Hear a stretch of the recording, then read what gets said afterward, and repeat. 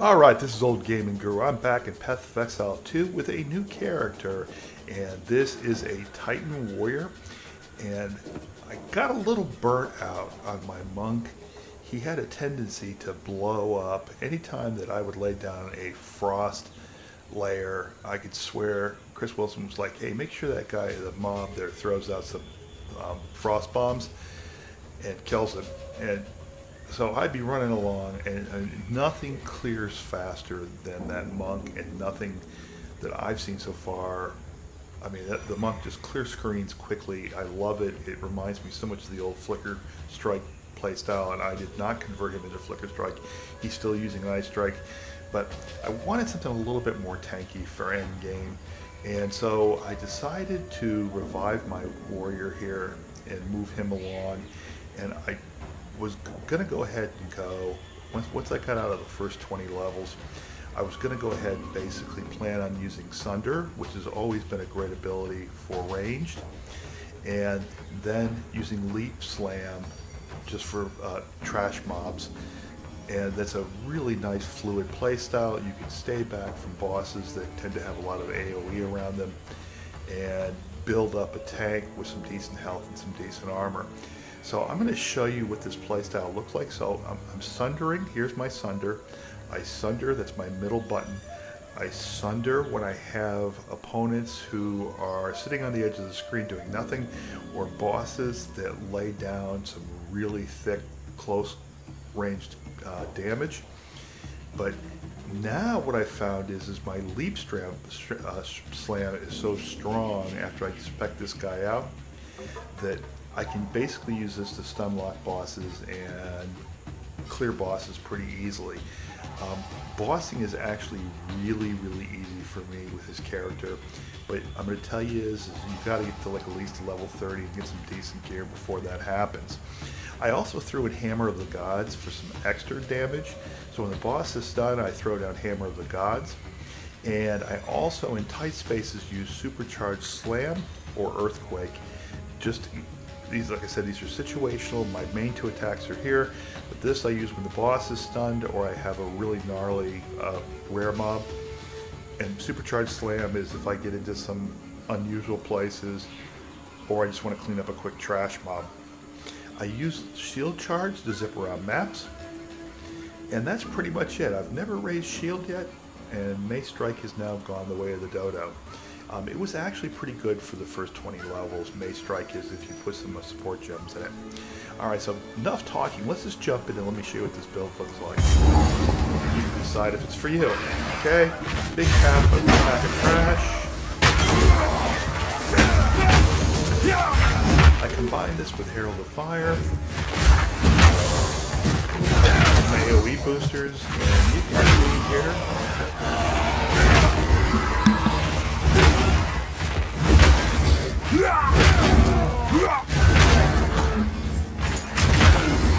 One or two hits from Leap Slam. Okay, we got a nice pack up here. I got Leech on. I got rid of my mana and health. Here's the boss. Then we're going to drop the hammer on him. Okay, why didn't the hammer work? Oh. No challenge. Can't drop the hammer on him. Okay, so I was hitting the wrong button. I'm trying to do too many things at once. But you can see Leap Slam takes care of bosses, big packs. It's a great skill. Fine, nice and tanky. Quadrillas don't do much damage to me. I am not maxed out on health and reses. Sacrifices there. Damage. My leech is a bit slow, but it's not bad. I use health pots to go ahead and keep my health up.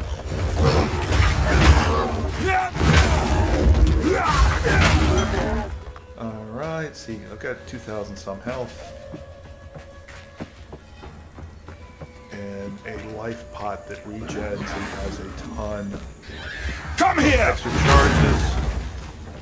So so I don't worry about running out. I don't have to use it that often. That Mighty creature silver. is all muscle. Okay, let's see if I can get one here.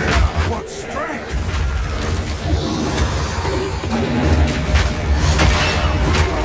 There's the hammer. I can't yet. Okay.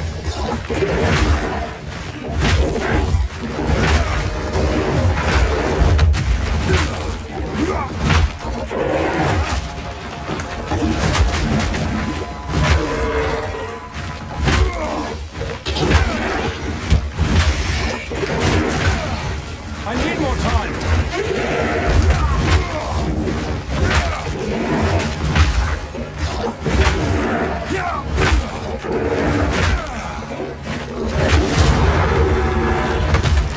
There you have it. Magnificent Silver creature. Fist. Go He is actually a with pretty the tough first boss, ones. especially if you're not ranged. He hits hard. So you saw the playstyle. Didn't use Sunder there, but yeah, I had no range on him, and if I stand still, the animation on Sunder leaves me open to getting hit by his slam. I just leap slammed on top of him a bunch, so it's pretty one button. I dropped Hammer of the Gods to knock him down 10-15% every time it was up, and I used Supercharged Slam once. And so, I mean, pretty much Leap Slam is carrying me through. It allowed me to pick up that Book of Specialization, and that's how the build works. And like, you know, Sunder is an awesome skill. Let me just see if I can find a group of mobs. Okay, here they are. They're off at a distance. The problem is that I found with Sunder is it's really good on bosses that hit hard and use magic and aren't as fast as that Silverback was. But Sunder's animation can sometimes leave you vulnerable and not doing damage and dodging. Fear will best you! Beautiful. So I tend to use Sunder really only to get me out of range of a boss that just is going to cream me if I'm into melee range, and it's really useful at early levels. There's a guy who's in a molten pit, and Sunder will pretty much annihilate him before he even, you know, gets his lava up so he can burn you up. So remember putting Sunder in as soon as you get it, and it is a great range tool for a melee character. Leap Slam you saw is our number one thing there, and then everything else is backing that up. So let's really quickly look at my gems. I have not found anything that gives me 4. I have tried the chaos trick where you basically chaos a gem and you get an extra spot. Hasn't worked for me. So it's supposed to work like 2 times or 1 time out of every 10. Yeah, I tried it twice and I have never gotten a 4-link gem. But really quickly, you can see here what I've got. There's Sunder. It is clearly my DPS leader. My Mace Strike is doing really pretty well too with no support gems, which is interesting. My Supercharged Slam is nice, plus it has 3 Aftershocks, so it does about 12 altogether. Hammer of the Gods, look at that, 25,000 DPS, beautiful. Leap Slam is my big surprise here. And here's what I have supporting it, because this is really your number 1, Martial Tempo for faster attacks, Heft for more damage, and then Momentum basically is if you move a far distance and close on something, you'll do more damage. So I'll add to that and make that a 5-link eventually. Shield Charge, nothing out of the ordinary there. Hammer of the God, my other big damage dealer. Okay, Second Wind, Splinter, and Heavy Swing. And that's what's going to give it a ton of damage. It slows the animation down a little bit, but you're too busy dodging boss attacks to notice how long it's taken to strike. Sunder, Fist of War, Long Shot, Brutality. Okay, and then the last, this is absolutely critical. Overwhelming Presence ups my stun. So it's going to reduce ailment threshold for enemies, for elements, and it will also too basically reduce their stun threshold by 21%. Herald of Ash, magnified effect, and fire mastery for right now. Alright, so there's my skills. Now let's just show you my crappy gear. I've got this maul that I tried. It actually is a good maul for the physical damage and the fire damage. It gave me lightning damage and stun build up and stun duration, which I didn't really like at first. I wanted some more flat fizz. And by the way, with this character, just as much flat fizz or flat fire as you can get really ups your DPS. Yeah, I didn't get that. I did get some attack speed on the initial roll. I think it came with like 64% physical damage and 7% attack speed. But my 4 other results were wasted. My gloves here, nothing to write home about. They got an evasion on them. I haven't been able to find a pair that adds physical damage and attack speed. And most importantly, get yourself either a ring or gloves with leech. You can get these two with +1 to melee, and you notice I don't even have +1 to level of melee gems on this or my gloves. And I think I do have it. I do have it right there on my amulet, which is really crappy. Earlier on, I did get a +3 to gem level when I was leveling, and that helped tremendously. My armor, suck except for the life. Everything else is just a garbage roll. My stun threshold, whoopie-doo. My belt sucks, 11 strength, a little bit of life, a little bit of fire, a little bit of cold, a little bit of lightning, a lot of life. And amulet came out okay. This was good for at least 2 resistances and some movement speed. And my shield, I literally don't think I've changed one piece of gear other than my hammer since the first 3 acts. So that's how crazy the rolls have been for me. Alright, so what makes this build work? So let's look at our tree really quick. And how did I do this tree? Okay, so in the beginning, I went down here and picked up the strength. You are going to be stacking as much strength as possible because one of the nodes you're going to take is going to require 3 times the amount of strength required to wield weapons. So you're going to want a ton of strength. If you look at my character here, strength is 341. I'm a little disappointed they took out the melee bonus for adding strength. So just my high level weapons are going to need nearly 600 strength to actually wield because of this requirement. So I am not even really halfway there. I'm halfway there now. Big deal. Okay, so I've got a lot of life. My armor is pretty good, 60% reduction. It's not great, and I also got block. So on your shield, make sure you get this one thing, block chance. Okay, everything else is secondary. If you can get one with resist and a lot of life, awesome. You'll notice I'm wielding this with a 2-handed hammer, and that is the one benefit of the warrior class, is they can do amazing damage with a huge 2-handed weapon and still use a shield. So I've got a 45% chance to block. Okay. Other than that,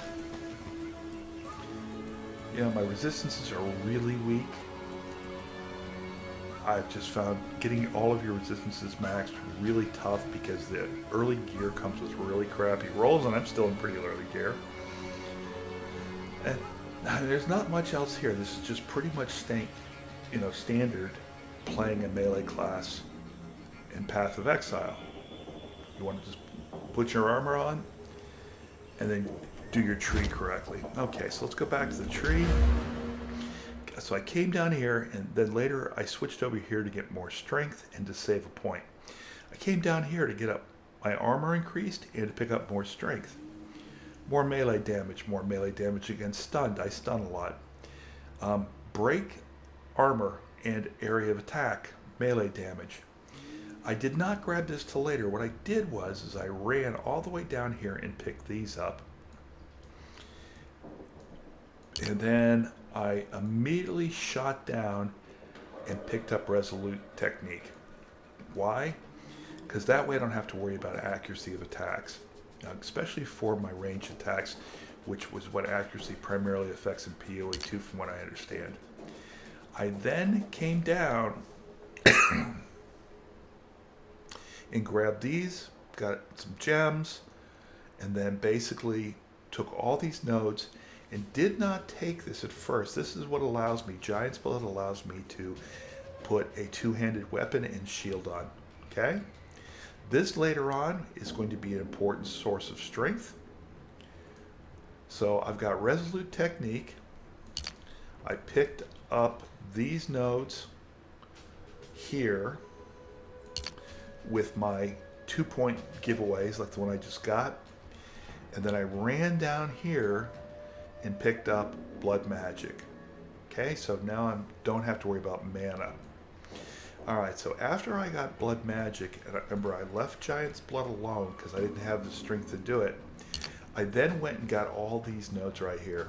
And these are all damage nodes.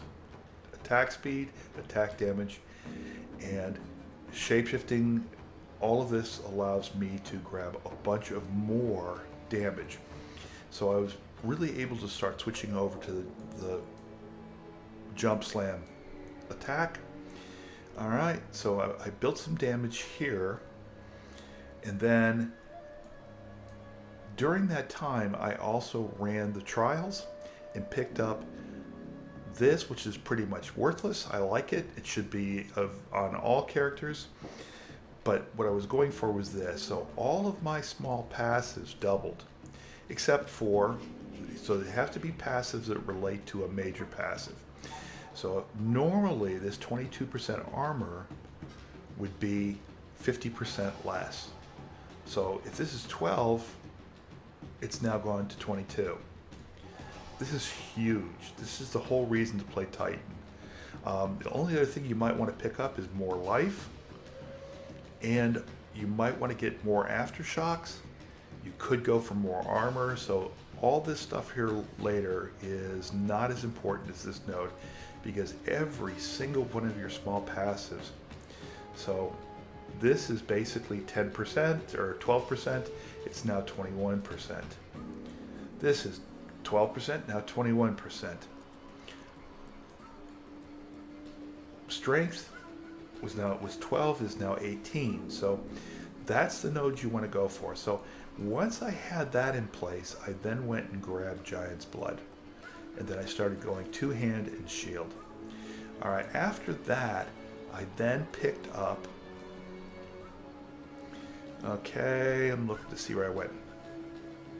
And I did pick up these armors a little bit earlier on for survivability. I picked up all my strength. I did add this, which adds strength and defense against critical hits. I added strength down here, so I was really building out for strength. And once my strength allowed me to carry my weapon, which you can see here, it says 110 strength. With Giant's Blood, it's 330%. I was ready to start rocking and rolling. And by that time, I was starting to kick into the cruel zone. And then after that, I picked up all of these attacks here. So melee hits at close range do 40% more area of effect. I'm down here right now picking up more damage with maces and aftershock chance. I might have picked that up a little bit earlier. I should have maybe picked it up a little bit earlier. I don't know. I just found I wasn't needing it, but the aftershock will be nice because it gives me a second round of damage after my first, and it'll clear up trash mobs a lot easier. And that is pretty much the core of the build. I added finally this 12% extra fire damage and hits against fire burning enemies because I set pretty much everything on fire. And that pretty much is my tree as a whole. Fun guy to play. He basically runs around rampaging through mobs. You know, very rarely does he have to throw a pot down, and never runs out of pots. My monk was using pots like crazy. The physical damage you get from ranged attackers is dramatically reduced due to the block, which is right now sitting at 45%. And his armor, so the thing that really hurts you on range is when they shoot chaos or elemental arrows. That it's not, in essence, is basically how I built this build. What I will do is I'm going to grab more strength so I can get higher tier weapons. And I'll probably come down, and I've been looking, get some more area of effect down here, pick up some strength. I may go for some more attack speed, but I also may jump into some elemental resistances. And or there's another node down here, not it. Oh, right here. I may come down and jump. This is 100% increased attack damage, but it cost me attack speed. But, you know, with a great flat fizz weapon, this would just be brutal. So that's my build, that's my strategy. I will keep you updated on this. I'll also do a rundown on my monk. What I'm waiting for right now is Path of Building Community to release on January 13th for POE 2, so that way I can then go ahead and give you guys my links to my builds. I did not want to go the mobalytics route. I may, but you know, all the good guys up there, and my advice is way suspect compared to some of the gurus out there that spend their entire life beating at POE 2. That's it for today's video. Old Gaming Guru out.